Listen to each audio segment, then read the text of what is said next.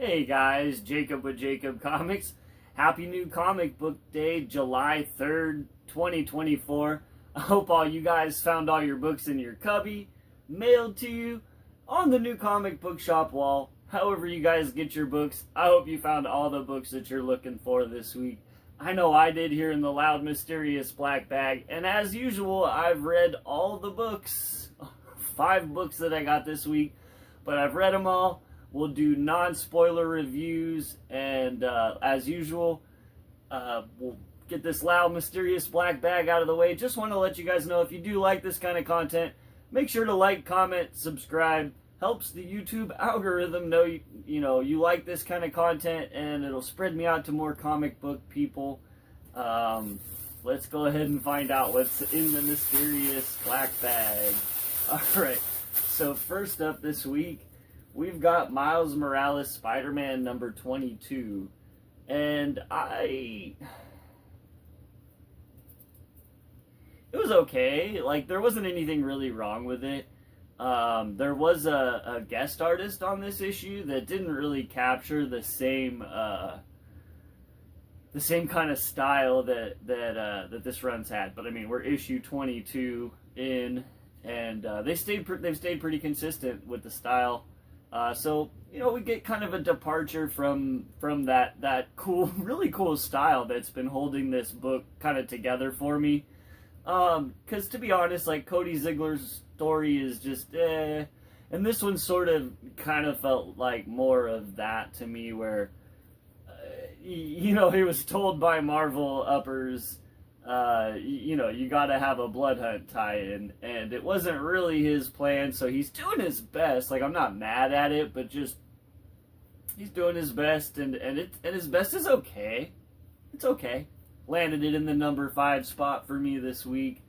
And overall, just, I guess, kind of like lackadaisically not as interested in what happens next issue. I'm kind of like already over the Vampire Miles thing. It didn't really land for me. There was some cool stuff in the issue, though, with, his friendship with Hightail, and I don't think it's a spoiler because she's part of this Blood Hunt storyline. What's her name? I'm so sorry. Blade's daughter shows up, and so it's not terrible. It's okay. They kind of have like some teenager banter amongst each other, all as younger superheroes, and that part was okay. So let's move right on to the issue in the number 4 spot. We have Venom 35, still being written by Ewing, and I don't know. This issue actually was like a little bit of a step up from the issues before. Maybe sort of the same kind of a review that I gave issue 34, where it's like it feels like it's nearing the end, and that at least has me excited, just because I haven't been the biggest fan of this run. So nearing the end for me is like much more interesting, and because okay, so some of the stuff that's been set up, like, I've wanted to see the reveals of the stuff. It's just taken us so long, dreadedly long, to get there. And unfortunately, because that's the way I feel about it, right, I'm not really anticipating and hyped to finally get there, just because I haven't enjoyed the ride on the way to finally getting these answers. But I still do want the answers, and I still do want, I guess, if what's going to happen is a resolution to Dylan's story, because I think we all sort of are understanding, or like, we all sort of realize that at the end of the day, Dylan, Eddie Brock's son, Dylan Brock, he can't stay Venom forever. You know what I'm saying? Like, that's not really good for the title. Eventually you want this kind of whole King in Black, Eddie as King in Black storyline to come to its conclusion and have some sort of a reasoning as to why Eddie would decide to just stay on Earth and reconnect with the Venom symbiote. It's, you know, if you look at it from that perspective, that part of this storyline has been going on for before his run, started in the Cates run, and so that kind of has been the status quo for quite a long time, and I'm not sure that's where this, you know, at the end of the day, I think a lot of us would like to see Venom rebonded with Eddie Brock and Dylan possibly still as some sort of powered character. I'll leave it at that, but I think that's what we would all prefer, and it does seem like maybe we could be going that way. And obviously this isn't a spoiler because I'm totally guessing that is not what happens in this issue. Just maybe we could be going that way. This issue leads me to believe. Enough said on that. Before I get dived into the number 3 book of this week, I do have a stack here underneath of a bunch of other books that I picked up out of the Dollar Cheapo bins, and we'll go through those after at the end if you want to stick around for that. So in the number 3 spot, I had Deadpool 4. This Cody Ziegler run is actually really fun. I don't think it's a spoiler to say that it is most definitely, has been since the first issue, and we're on issue 4 now, and it's still continuing with that, and Deadpool is still partnered with Taskmaster. And so it is 100% at this point a buddy cop comedy with Deadpool and Taskmaster. And so I that's my pitch for this comic book. I don't think it's a spoiler, but it's super fun. It's super fun. And yeah, I mean, it's just really fun. Like, I love the dialogue. Like, Cody Ziegler's really good with his kind of banterish dialogue between Deadpool and Taskmaster, and they're just, you know, chewing up scenery, if you will. And this comic is a blast every time I read it, and I really hope this is the Deadpool run that can kind of like stick around for a little while, and that hits that right note for enough Deadpool fans that more people stick this one out that maybe hadn't stuck some previous ones out. This one's definitely not the flavor of any of the last miniseries. It's a whole lot more Merc with a mouth. It's comedy, so you would have to be okay with that it's not always going to have a serious tone. It does seem like there's some possible serious storylines being set up for the future, though we haven't really hit anything too serious yet. It's all been fun. So in the number 2 spot, I have what is actually one of the best issues of a Batman comic that I've read in a very long time. That's just my personal opinion. I know some people aren't liking this chip run, but I loved this one. This one is told from the perspective of somebody we've never met before, and they are not a super powered individual, and an entire story. So there is two stories in this book. The first story, which takes up a majority of the book, is this story that I'm talking about, and this story it's so interesting. Like, you get a lot about who this character is and his life and kind of where he's at, and that is all tied in with a reason for this being a Batman story. and it's so masterfully woven towards the end to, you know, reiterate one of Batman's just crucial, fundamental things that make Batman who Batman is things. And I really, really enjoyed that, because that the ending wasn't telling the, you know, the fable correct, or the way I had envisioned it. It wasn't we didn't learn the lesson that I thought we were going to learn. We learned a different lesson, and once we learned that lesson, I was really like, man, I think this is one for the ages. It's a really good read. The second half is actually a super hyped introduction into whatever's going to happen with absolute power. And as somebody who, just due to financial reasons, honestly can't afford to get all the tie-ins and buy the, you know, the I assume Absolute Power is going to be like Absolute Power issues 1 through 5 or some sort of mini-series.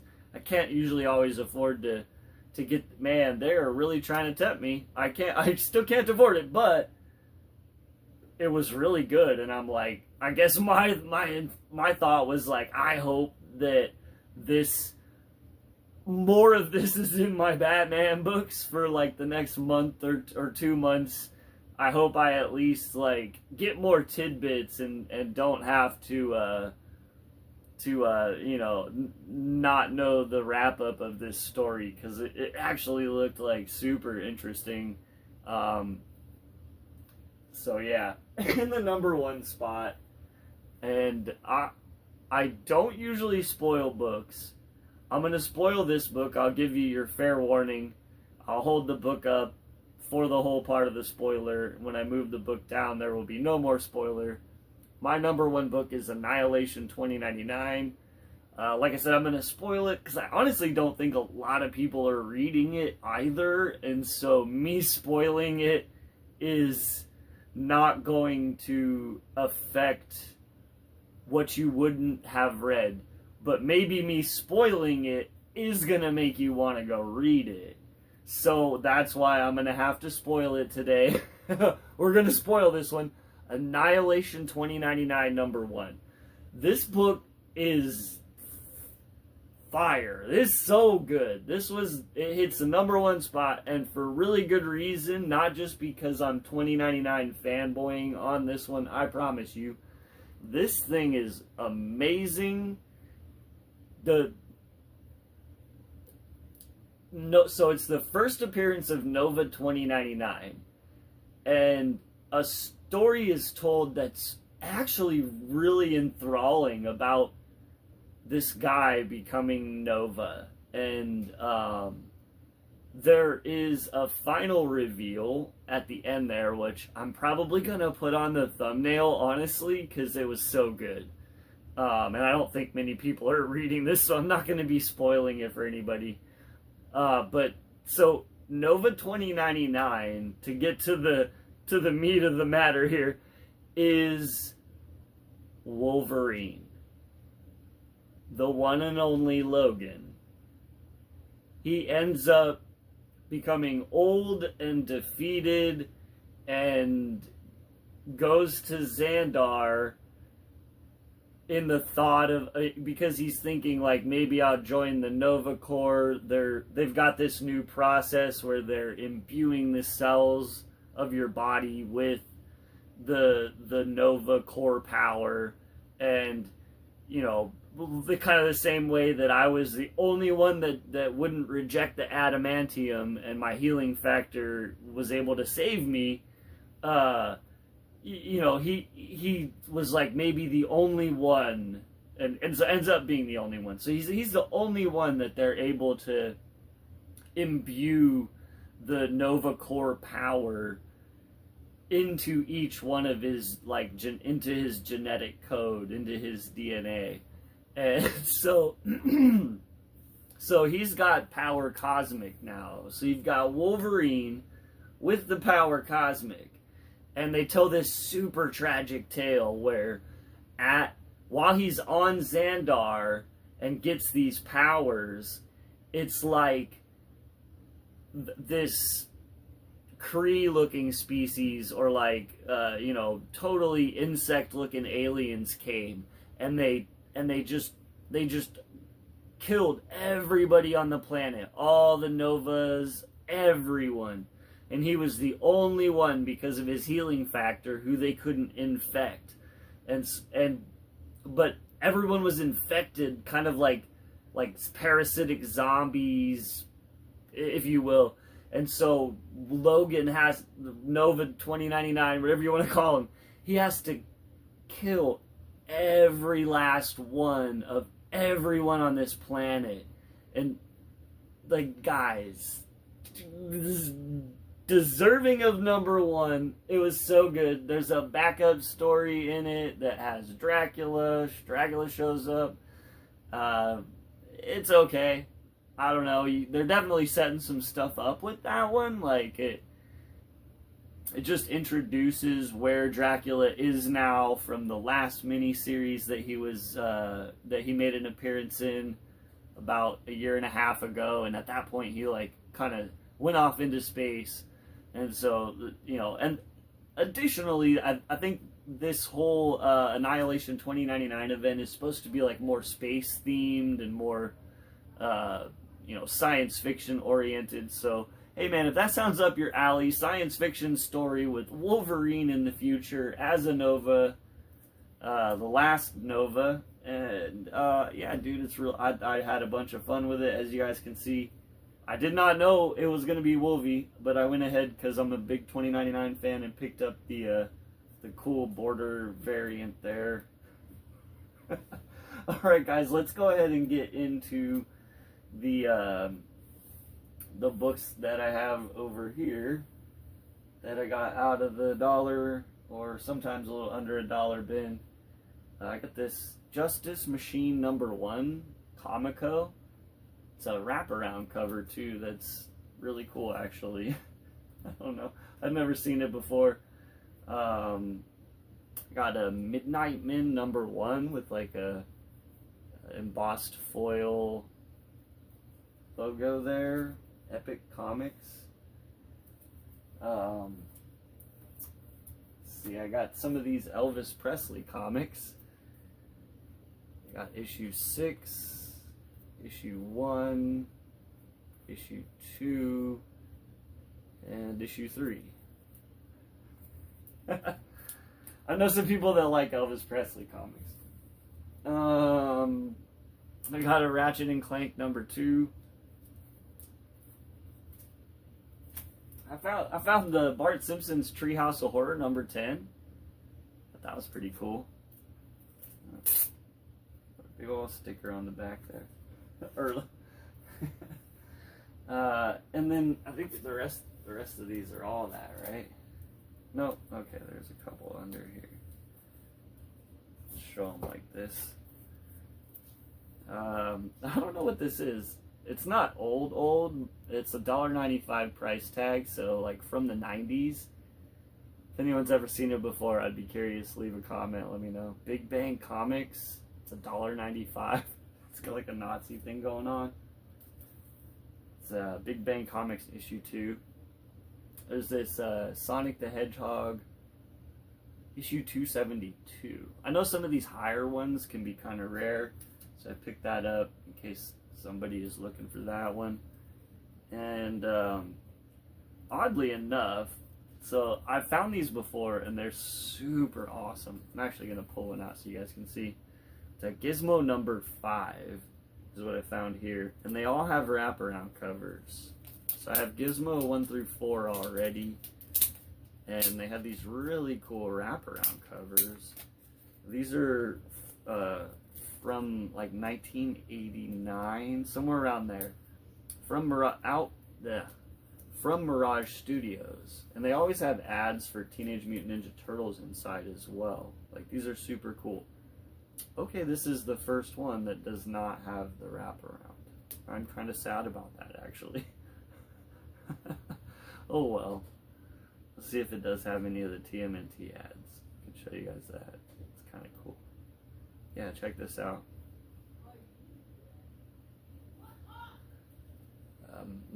Mirage Studios presents Tales of the Teenage Mutant Ninja Turtles, on sale in mid-May.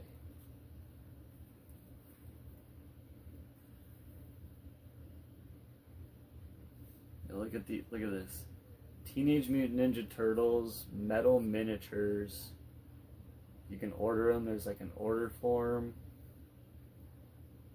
Look at this Eastman Teenage Mutant Ninja Turtles issue number 10, on sale April 10th.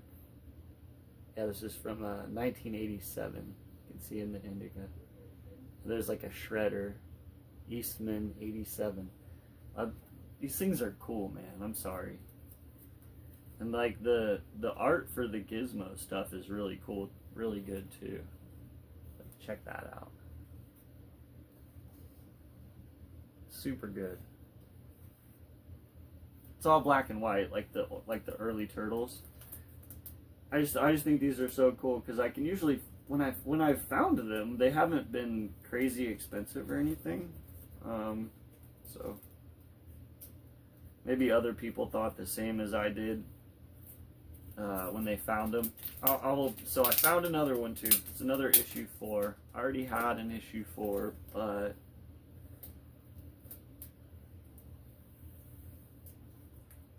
maybe this copy's nicer, and I got it for such a great price. It's really clean. And yeah, as you can see, yeah, these really cool wraparounds on issues 1 through 4. Got these little blue guys. Hilarious, right? The main guy is Gizmo, and he's this metal face guy.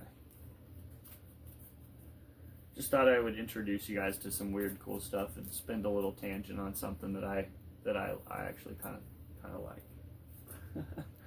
All right, and then I also found these. If anyone's looking for them, I might be willing to part with them. I just thought they were cool. I know sometimes they can be harder to find, especially in high grade like these ones. So I figured I'd pick them up. Invader Zim 43, 34, 31, issue 30. That's a cool cover.